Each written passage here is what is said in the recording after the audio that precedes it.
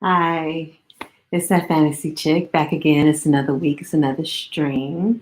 If you were here with me yesterday, I had an impromptu stream to celebrate having 300 subscribers. I had on two special guests, my sisters, and we were on for 2 hours. We talked about everything from The Flash to old school Charmed. And even in the end, Sex in the City got squeezed in there somehow. But it was nice talk with my sisters over the stream. And pretty much that's us,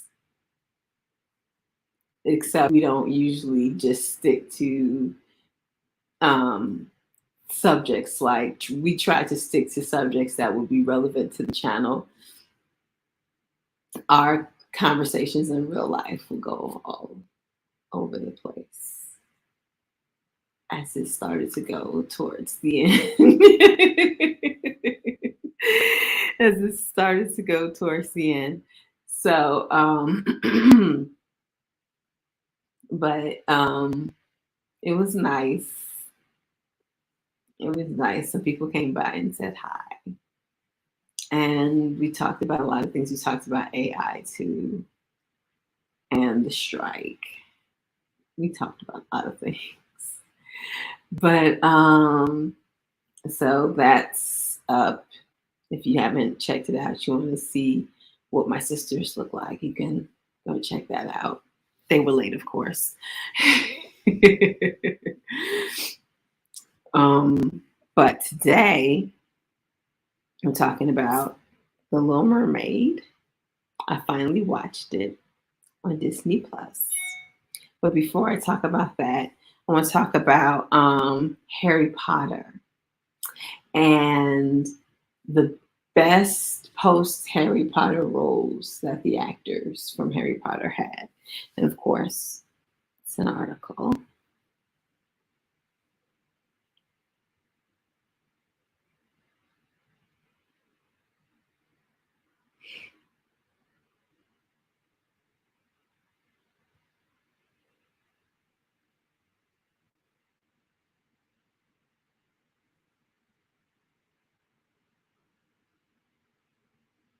Okay. So you can see Harry Potter's cast, best post Harry Potter roles. Expecto Patronum. We are looking at how far the Harry Potter cast has come. A little over a decade ago, actors Daniel Radcliffe, Emma Watson, and Rupert Grint stood on a train platform with questionable middle-age makeup applied and waved goodbye. The characters were saying goodbye to their on-screen kids, but they were really waving farewell to millions of moviegoers and readers who grew up with their version of Harry, Hermione, and Ron. In a way, the actors were also bidding adieu to their on-screen characters. Admittedly, a decade is not a super long time, though it's a lifetime as far as media company CEOs anxious to exploit IP are concerned. Yet, in these past 10 years, we've watched thespians we once knew as children mature into grown up working actors, and some of the favorites who played their teachers and mentors go on to win Oscars and greater acclaim. Below are some of the best roles the Harry Potter cast has achieved since graduating from Hogwarts. Daniel Radcliffe, Swiss Army Man. I heard about this. This is kind of gross. We admit it could sound like a backhanded compliment to say the best Potter role in Radcliffe's repertoire is where he spends the whole movie playing a corpse. But what a corpse it is. Directed by the Daniels before their Oscar-winning juggernaut Everything Everywhere All at Once, Swiss Army Man is a joyful curio in which a dude stranded on a beach, Paul Dano, discovers a recently deceased corpse, Ratcliffe, with magical-ish abilities and a bad case of posthumous flatulence. It's strange and endearing as Ratcliffe brings subtle expressions and charm to a role that is half Weekend at Bernie's, half Wilson in the Castaway, and total fearlessness. I don't know. He's done so many things, and they picked the role where he was a dead body. I don't know. They could have picked something else. Emma Watson, Little Women. Arguably the most impressive work Emma Watson has done since walking away from King's Crossing 9 3/4 has been her activist and advocacy role, including a UN Woman Goodwill Ambassador. However, she did participate in Greta Gerwig's vibrant ensemble for the 2019 version of Little Women. In that film, Saoirse, I hope I'm pronouncing her name right, Ronan, portrays every reader's favorite character over the last 150 years, Jo March. However, Gerwig reimagines Jo's older sister into something altogether more poignant for Watson than what's on the page. This Meg March lives a bittersweet life divided between her girlhood fantasies of domestic bliss and the painful but ultimately rewarding realities of being a woman who married for love and poverty in the 19th century. Rupert Grint, Servant. Who knew that Ron Weasley's future included becoming a muse for M. Night Shyamalan on the other side of the Shyamalan-assance? Yet here we are with Grint appearing in films like Knock at the Cabin and television like Apple TV Plus's Servant. It's the latter we also like to single out for just how amusing Grint has become, happily playing against type as a charming, if smarmy, American cad. The sidekick no longer grunts Julian Pierce turns out to be a real piece of work.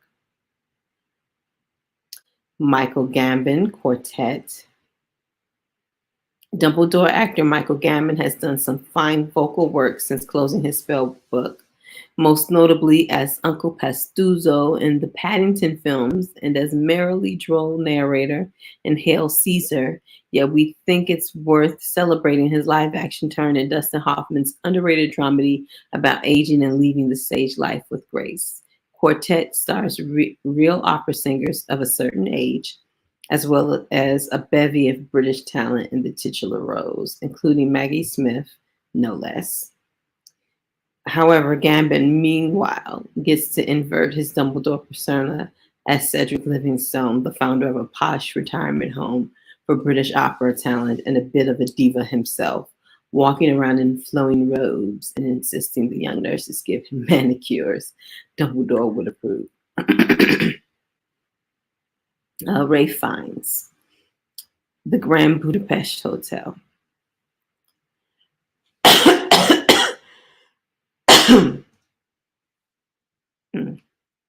To moviegoers of a certain age, Ray Fiennes might still be.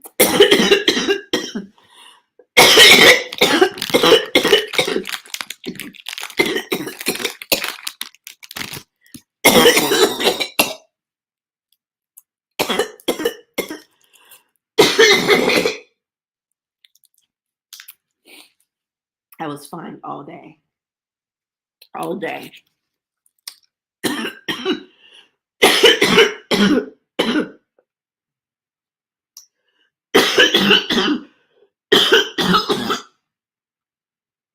Oh, excuse me.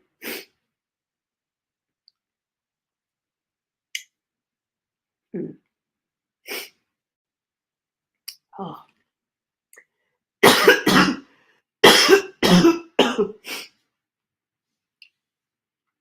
Ugh. All day, and now I start coughing. My sinuses are draining.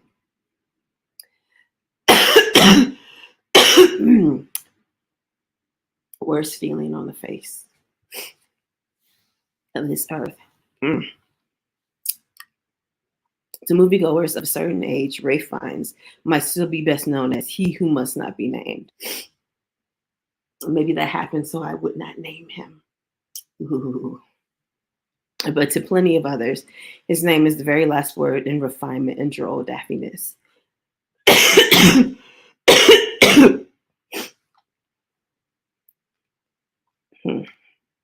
That's because Fiennes played M. Gustav in Wes Anderson's best film to date, The Grand Budapest Hotel.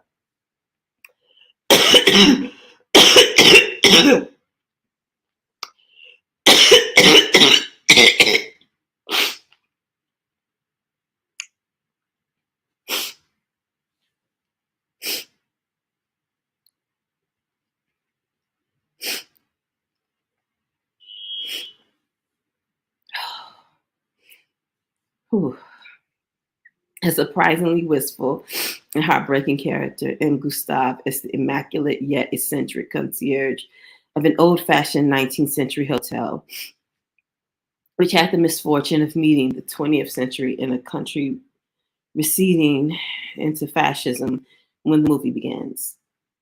Still, Gustav handles those filthy, goddamn, pockmarked fascist assholes, his words, with grace and debonair wit. He doesn't even lose his cool when framed for murder and pursued by Willem Dafoe on a bobsled. Gary Oldman, Darkest Hour. There's something cynically true about this observation. If you want to win an award, play Winston Churchill. Whether it's John Lithgow on The Crown or Albert Finney in The Gathering Storm, if you play the British Bulldog, you'll get a prize. Even so, Oldman deserved his after making a meal of the British PM in the moment he observed Nazi Germany rolling through France and rival members of his own cabinet pushing him to capitulate to Hitler or resign, and told them to sit down. It's an Oscar bait vehicle, but even with his high-pitched voice, Oldman may have been the best Churchill of them all as he made his stand with cigar and champagne in hand. Now this is my girl. Maggie Smith, Downton Abbey. Maggie Smith has found an impressive third act in the 2010s as the Grand Dame of the Put-Downs. After a rich and long career on British stage and screen, and often in roles that required a modest self-effacement, Smith is spending her golden years as women have no more imperials to give. This is most apparent in Downton Abbey, a sometimes nauseatingly nostalgic series about the final years of empire and landed gentry. But at least her dowager countess doesn't have to gild the lily when she tells off the sycophants and supplicants around her. I'm looking forward to seeing your mother again, she informs one great niece. When I'm with her, I'm reminded of the virtues of the English. But isn't she American? Exactly, Vern. Maggie Smith was the best thing about Downton Abbey. I loved her. And when she said she was no longer going to be on the show, I was like, well, I'm no longer watching. And that's when the show ended because they knew they couldn't survive without Maggie Smith. I don't know if that's what they did it, but it's no, it's no coincidence that when she said, I'm going to, I'm stopping after the season, they stopped after that season too. Helena Bonham Carter, The Crown. If you're noticing the trend about British actors as they get older being cast in a subgenre of imperial nostalgia, you're not alone. However, that subject can sometimes yield moving results, as is also the case with Helena Bonham Carter's work in The Crown. Whereas Vanessa Kirby got to play Princess Margaret as the pseudo-rebel who attempted to resist the expectations of her family firm, Carter portrays that same princess 20 years down the road, embittered and lonely after failing to break free. It was the beginning of the Netflix series Turning of the Worm. Drifting from rose-tinted melancholia of a lost grandeur to disturb anti-monarchical monarchical monarchical modernity as Margaret is asked to accept the same family, which didn't allow her to marry for love as a youth and would now prefer if she stayed in a loveless marriage, even as cancer encroaches. Ooh, Jason Isaac, The Death of Stalin. In a different type of historical costume pictured, Armando Iannucci's The Death of Stalin is less of a prestigious drama than it is a piss-taking satire about the scramble for power that occurred after Soviet leader and ruthless dictator Joseph Stalin finally croaked in 1953. And among the power players and would-be coup planners is Jason Isaac as Field Marshal Zhukov, playing the Russian general as less a weary national hero and more as a cantankerous footballer who had one too many shots at the pub. Isaac chews the scenery and threatens to steal the movie from Steve Buscemi as they plan to allow a peaceful transfer of power to occur Russian style. David Thewlis, Anomalisa. Professor Lupin's tenure at Hogwarts may not have worked out, but David Thewlis has enjoyed a varied career out of wizarding academia. One of the most curious entries is in his work, though, is Anomalisa, a stop-motion animated film co-directed and written by Charlie Kaufman. And it's even weirder than it sounds, an adult psychological drama about middle-age, loneliness, and regrets in love. The film is decidedly not for children. It requires real emotional resonance in its vocal performances, including Thewlis in the lead role of a motivational speaker of a certain age who doesn't practice what he teaches. This becomes surreal then when all the lost souls in the world, including his wife and child, begin having the same face and voice. And it just trails off. I guess you have to watch the movie to see what it goes. Harry Melling, The Devil All the Time. Dudley. If you had access 10 years ago, which of the non-main trio of Harry Potter children actors would go on to have the best career? Dudley Dursley, performer Harry Melling, would not have been at the top of our list. Nonetheless, Melling has grown into a terrific character actor who blossomed in a string of Netflix projects, including The Queen's Gambit. Didn't know he was in that. And The Pale Blue Eye. And the latter of which he plays a pretty great Edgar Allan Poe. While both of those projects are a lot better than The Devil All the Time, for sheer magnitude of performance, Mellings as a Southern fire and brimstone preacher selling a bag full of snake oils is the highlight. He's a man full of fire and fury, yet still never knew Jesus, even when a gun was put against his head. Lord Robert Pattinson, The Lighthouse. Why does he even count? We generally avoided actors for this list who only appeared in one Harry Potter film, but yet you put him on it. However, it felt worth acknowledging how Robert Pattinson got his start by stealing many a young viewer's heart as Cedric Diggory in Harry Potter and the Goblet of Fire. It paved the way for Twilight and the fantastic career that followed. As he's grown into one of the best millennial leading men working, he starred in many a new classic, but none with as much weltering madness or hypnotic delirium as Robert Eggers' The Lighthouse. The film's a two-hander between Pattinson and Willem Dafoe as lighthouse keepers in 19th century New England. But as Pattinson's grasp on reality crumbles, the gothic horror reveals itself to be one of the strangest and most Lovecraftian cinematic nightmares of the 21st century.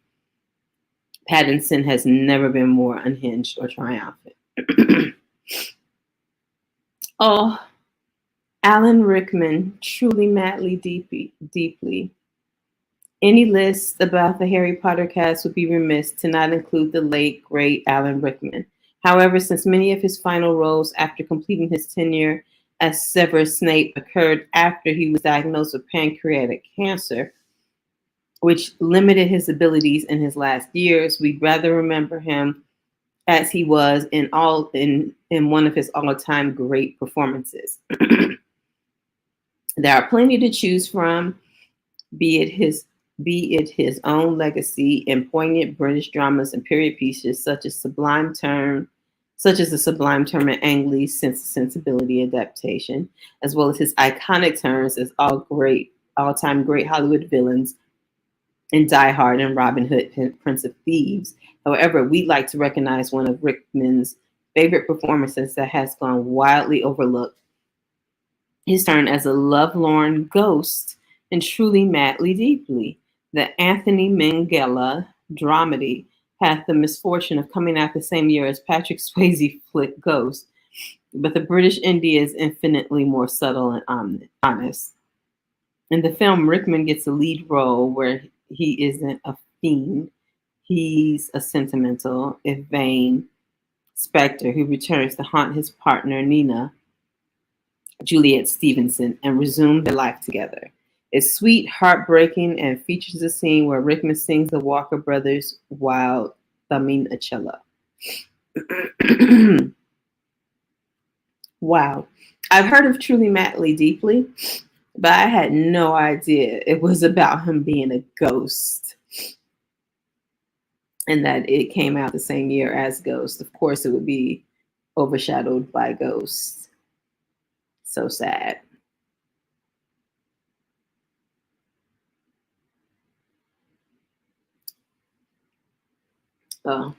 But yeah, of everybody who's on this list, I think Daniel Radcliffe has had the most interesting post Harry Potter career. He has done some of the most interesting movies. It's like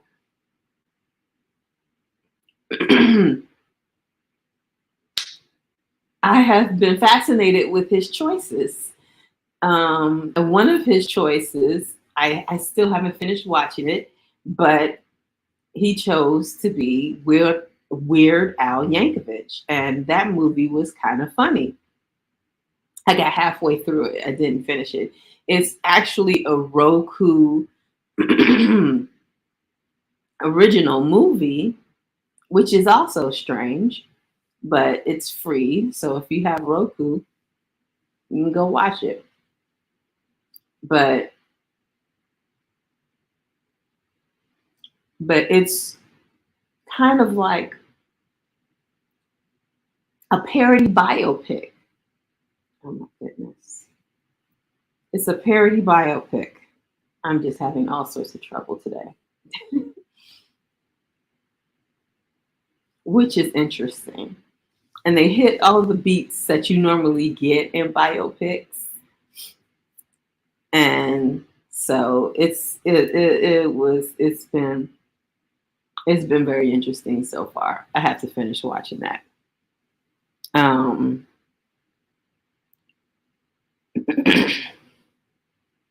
Goodness, leave me alone. Okay.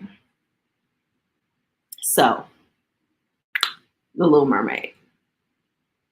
So I figured out why it was over 2 hours long.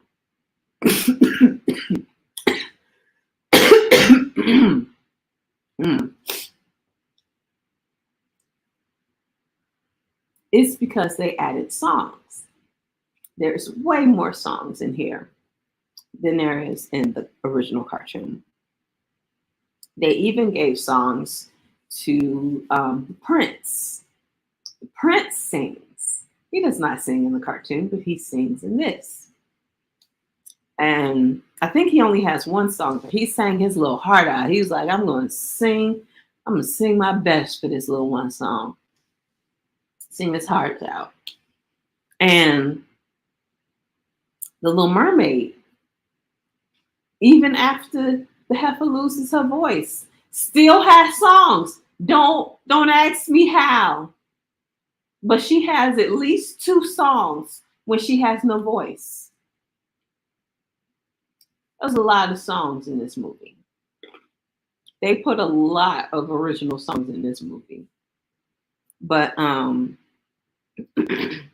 than that, other than the extra songs and the changing of some certain locations, of some certain beats, they followed the original cartoon beat by beat and um, dialogue word for word.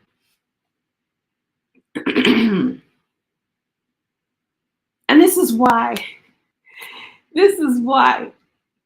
I find I haven't watched the the live action films because I'm like the live action films are just going to do exactly what the cartoons did. If you do exactly what the cartoons did, what's the point in watching you? Okay, so there's extra songs in this, but I didn't need the extra songs. I'm fine with the songs in the cartoon. I didn't need to hear Prince Eric sing. I'm fine with him being just a little side character that goes about his day, not singing. So it just feels kind of pointless to have it be beat by beat the same and word for word the same.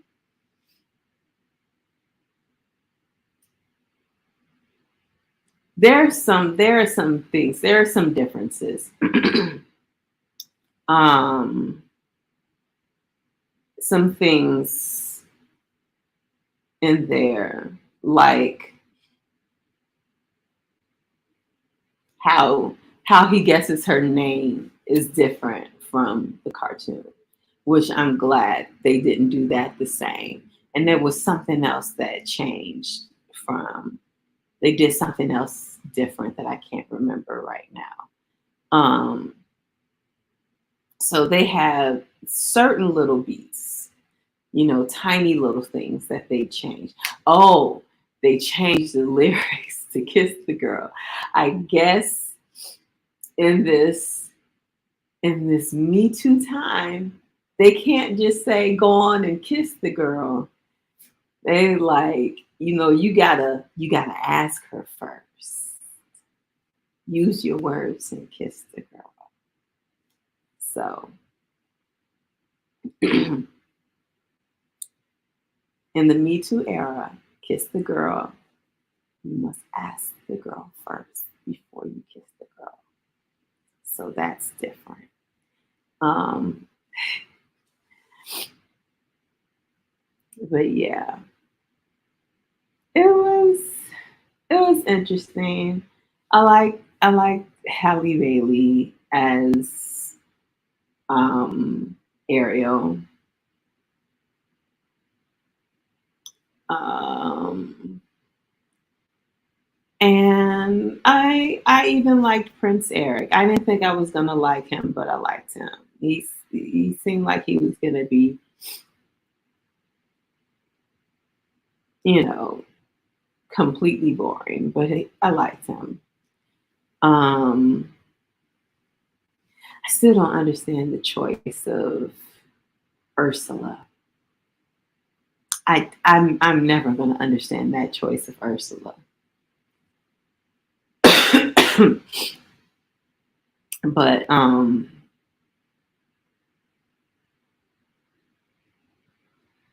I tell you what song that they didn't put in there. All the songs that they had in there, they did not include the song where they had the from the cartoon where we're supposed to be introduced to Ariel.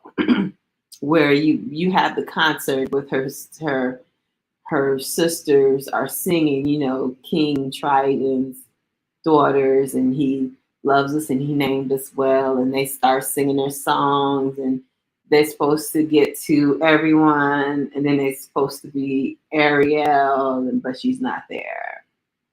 They didn't do that.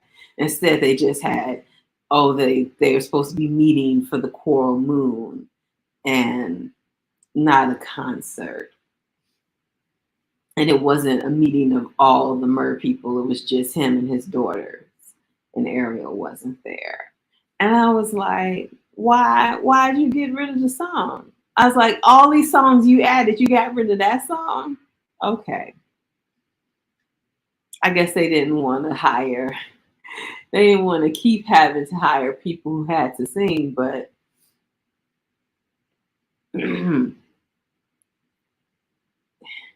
whatever.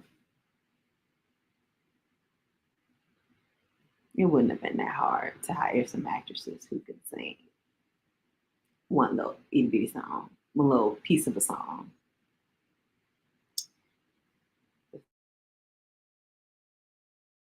So they got their cameos. Mm. So, all in all, it was okay. It held my interest to the end. It was an interesting choice for Scuttle, voice for Scuttle. I was not expecting that. Buddy Hackett was the original Scuttle. I was expecting something like that, but they went for something kind of different. Even Scuttle got a song, but Scuttle famously can't sing, so Scuttle raps. And then at the end, you see Lin-Manuel Miranda is one of the producers, and you're like, oh, that's why Scuttle raps.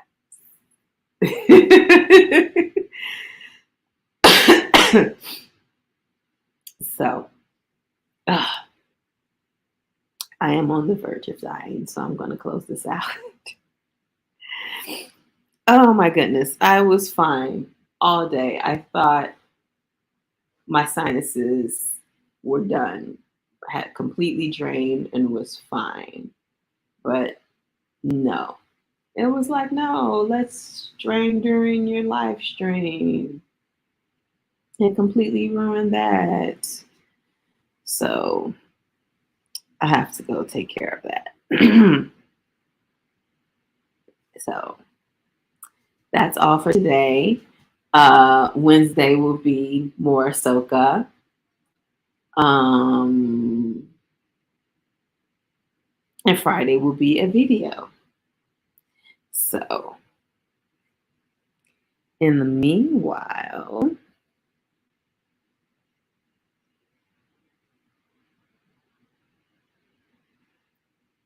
thanks for watching.